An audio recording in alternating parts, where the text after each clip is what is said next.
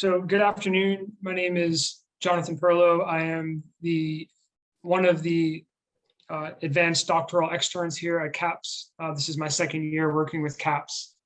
And today we're going to be going through a topic that's near and dear to my heart. We've titled this presentation, You Were Saying, and we're always saying something. So this is a presentation to get us thinking about communication, potentially thinking more intentionally about communication, or potentially thinking differently about communication than other ways we may have previously. And so as we're getting started here, before we dive into content, I would invite you to consider for a moment, what is communication for you? And at this point, you could pause your video, take a moment to consider that as long as you need. Notice thoughts, feelings, sensations, images that come to mind when you think about communication. And when you're ready, come back to the video. So what is communication? Hopefully you're coming back, you thought about it for yourself, you have your own sort of conceptualization of communication in mind. And at this point, I will offer you the frame that I am introducing as we start to think about the model, which we'll get to in a minute. So communication from my perspective is summed up in this first statement.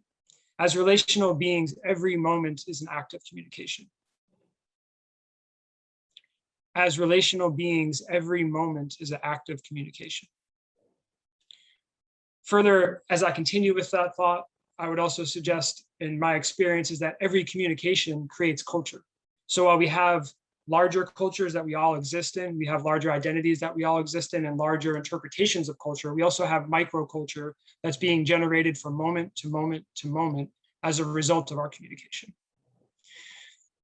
Also, I have an affinity for just playing with words, and so I was trying to think of a way to define it that kind of encapsulates how our society might think about this.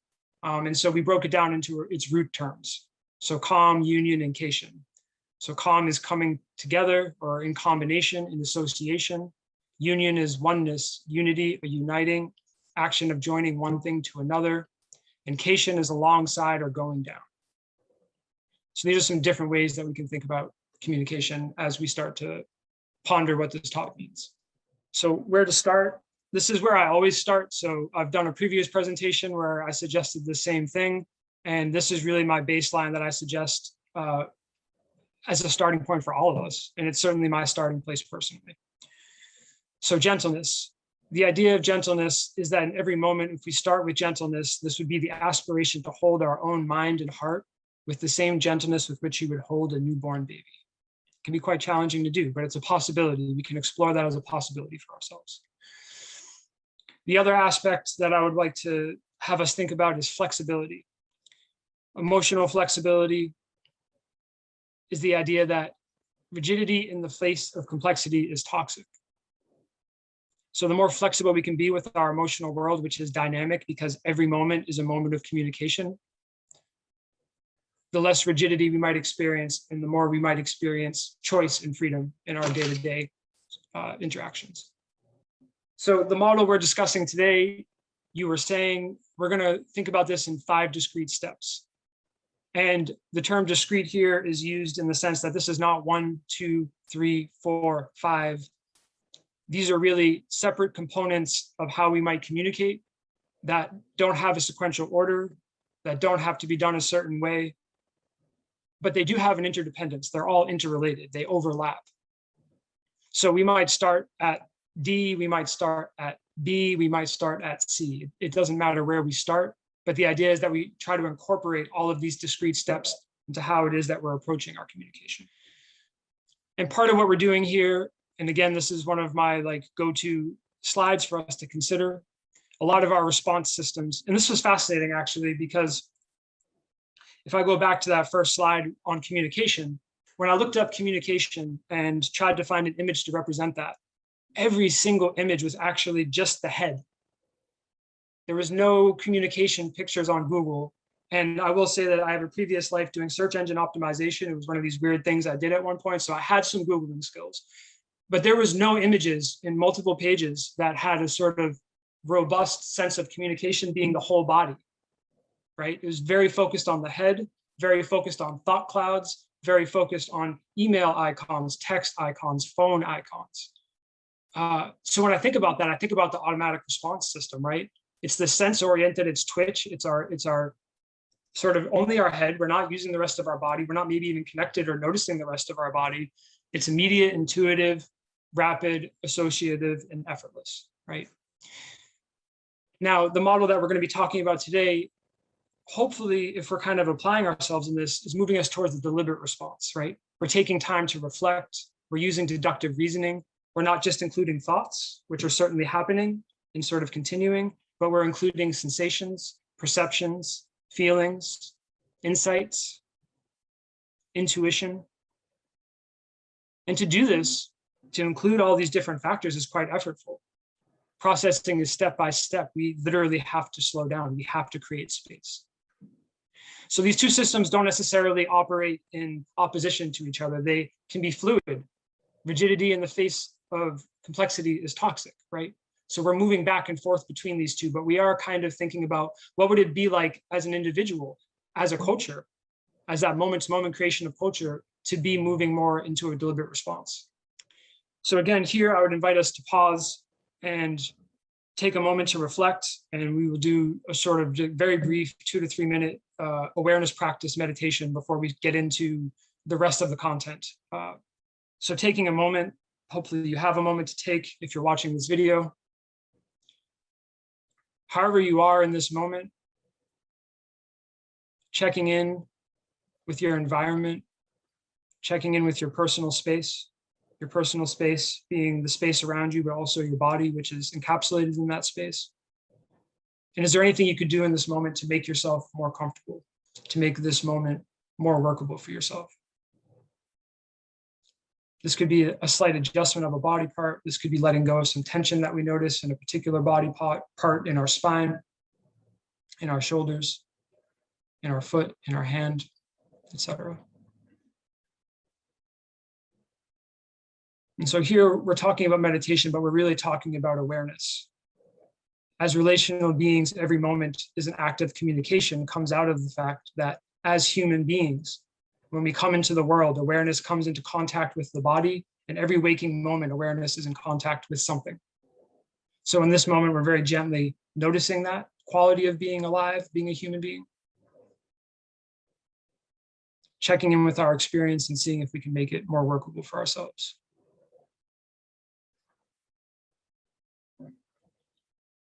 And at this point, if you want to take a pause and kind of reflect on that for a moment, you may do that. Otherwise, we will continue forward. So one of the points of this model is felt sense. What is felt sense? Felt sense is sensation. It's awareness of the present moment. When we're aware that we have a body that's located in the present moment, sensation and perception naturally come together to create felt sense. So sensation is literally our sense perceptions contacting the world potentially. That's sending information through our body in different ways that may get processed as a felt sense. So if we actually were to investigate our own process and notice our thoughts are generated from our sense perceptions, which generates felt sense or a feeling that may arise as an emotion. And then we notice that thoughts continue on from there. And this is sort of how the contemplatives describe our process of how we arrive at thinking. So thinking is direct perception. It's also notable that when we come into contact with the present moment, vulnerability is inescapable because we notice our aliveness. And as being alive, there's natural vulnerability. There's natural tenderness.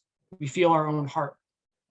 We feel our own aliveness. We might notice our breath as it is because we're always living, breathing beings.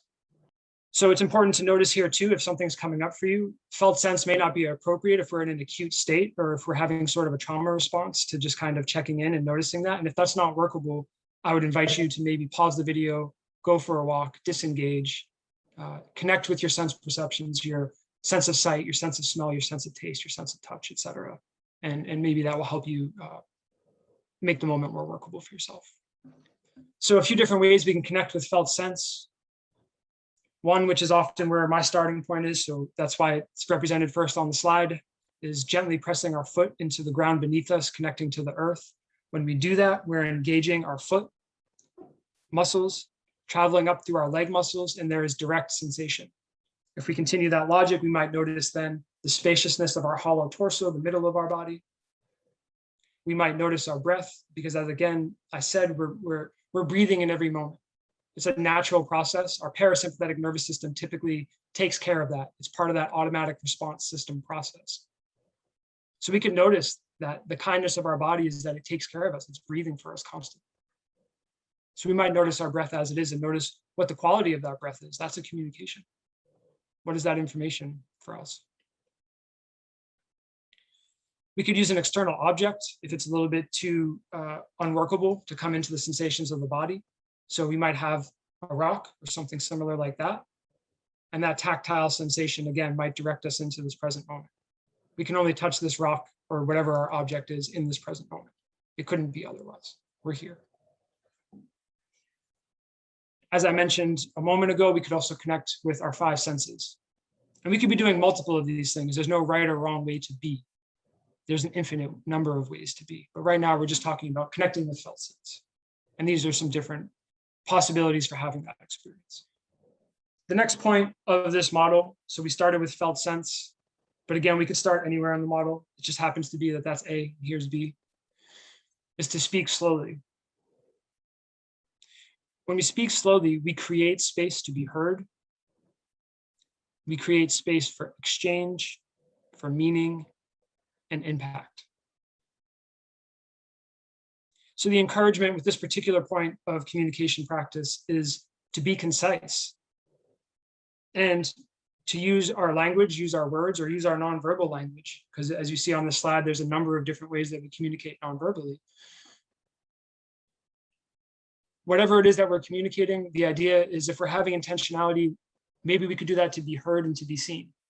Acknowledging that to be heard and to be seen may be the most vulnerable thing we can do as human beings, at least with an active choice. When we allow others to hear us and to see us, we enter into that space of rejection and connection and possibility. In a very fundamental way, there is some risk in choosing to be this way. We're allowing others into our world.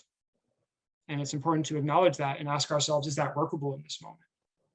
Right? So again, that flexibility we come back to over and over and over. And what this means in a particular space, in a particular environment, in a particular time, in a particular group, in a particular culture, is likely to shift throughout our day. We really need that flexibility. We really need to come back and anchor that flexibility. What's the next point is this idea of listen to yourself.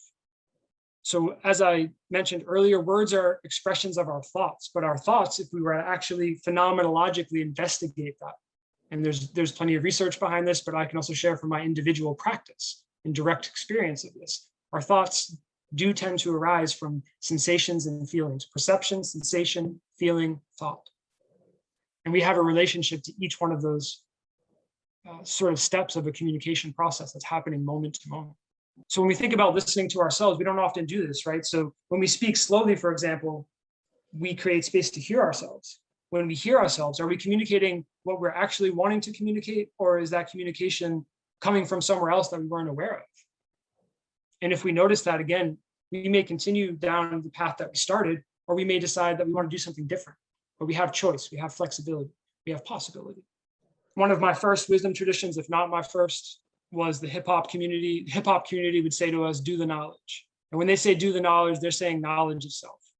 The graphic on this slide is quite impactful. This was introduced to me actually this semester as part of my coursework. And I borrowed that from Dr. Tashiana Gray, who was teaching that course at Springfield College. And this is reconceptualizing or rethinking, in some ways, Maslow's hierarchy. So a lot of folks are familiar with Maslow's hierarchy. If you're not, it's on the left side, starting with physiological needs on the bottom. And on the other side of this graphic, we have the First Nations perspective. And they actually start with self-actualization, do the knowledge, right? Because if we know ourselves, community actualization is possible. How can we contribute to a larger community actualization if we haven't done knowledge of self first? We don't have an understanding of who we are, how we can contribute, how we can help, how we can support, how our development supports the development of those around us who we care and love for. So noticing that self-actualization is part self. We know each other through relationship. We learn through relationship. As relational beings, every moment is an act of communication, but we're inseparable from that. So really making time to consider what that means for ourselves in terms of self-knowledge, do the knowledge.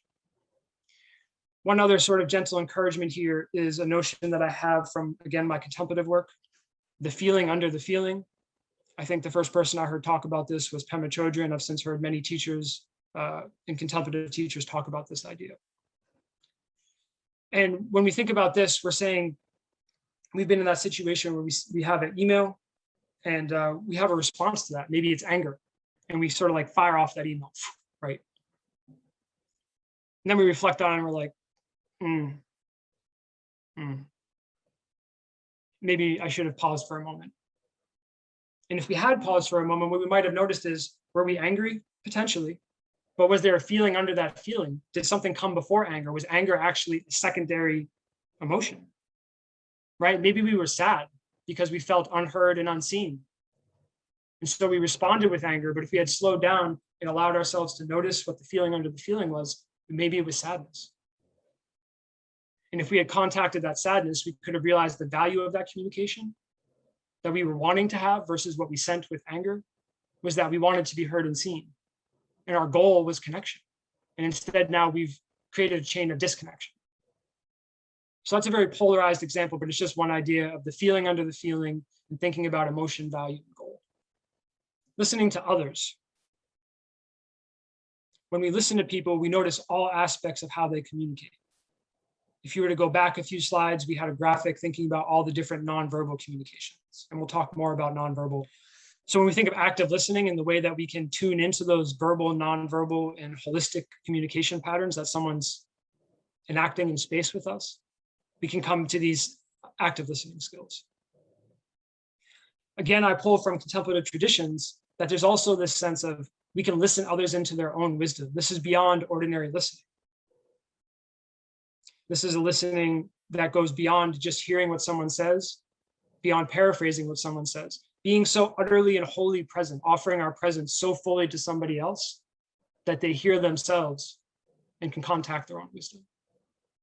And so when I think about listening to others, although it's quite aspirational, I would just throw that out there that it's a possibility.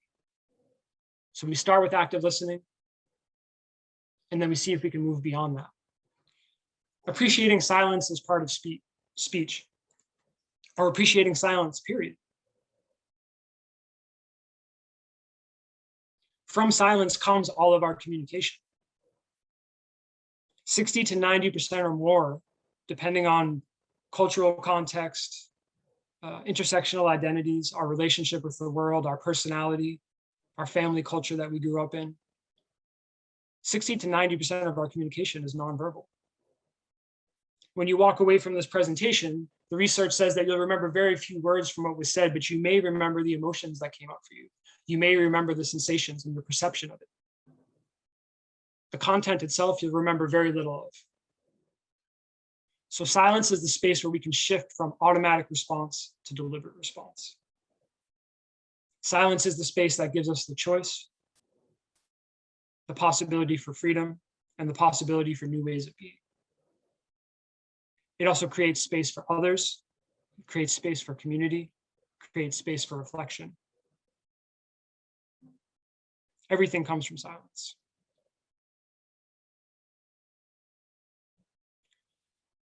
So at this point, you may be feeling a bit overwhelmed. There's a lot going on. There's been a lot of content that was rapid fire. Maybe now would be another point to take a break. So we talked about 5 discrete points of how we can communicate. Connecting with felt sense, speaking slowly, listening to yourself, listening to others, and appreciating silence. So we'll make this handout available.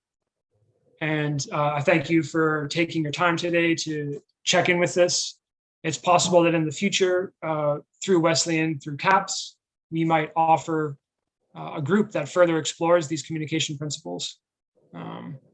So if this was meaningful or something that you connected to, be on the lookout for that. And we'll see if we can make it happen soon. Have a great day.